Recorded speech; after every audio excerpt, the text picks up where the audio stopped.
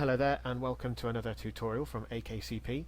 Today we're going to be having a look at the security sensor inside the AKCP Security Probe web interface.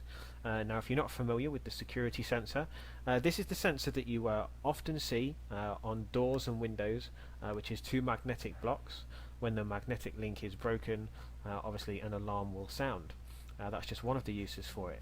So let's go right ahead, jump in and have a look at the security sensor. So here we are on the sensors page, and we'll go ahead and click the little logo here that says security. And this brings us to our security sensor page. Now security, let's have a look at the first bit here, which is the sensor name, which is security port 4 right now. Now in a real world situation you wouldn't really be calling it security port 4. You'd probably call it something along the lines of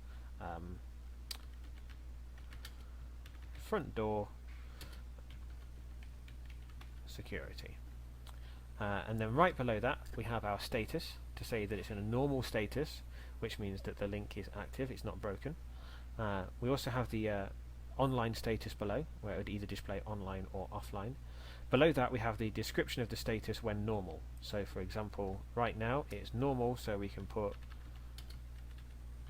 door closed. And when it's critical we can change that to door open. Then let's go and have a look at the advanced mode. Okay, so below that we have our graph, on or off, to toggle between the two.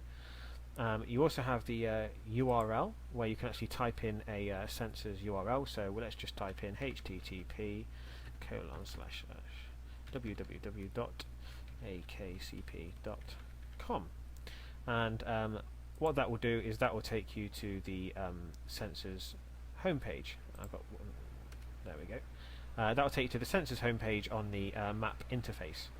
You can also choose to have that link opened up in the current window or in a new window. Below that we have the continuous time for a sensor to be in a new status before it accepts the new status. So for example, if the security sensor goes into a high critical status, it has to be in that status for, let's say, 1 second before it actually registers that status. The same for the sensor normal and error, so we can just change that right here, and we'll just change the last one to 1 second. And then you have the calendar options at the bottom, where you can enable the calendar on or off, and you can select the hours in the day and the days in the week in which you would like this security sensor to report or do not report back to you. Once you've made any changes, go right ahead and click save.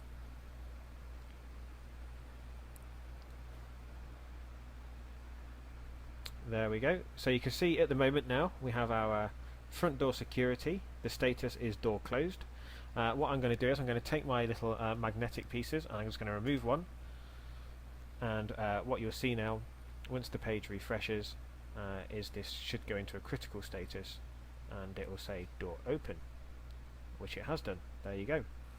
And that's all there is to it, to the security sensor. Very, very easy.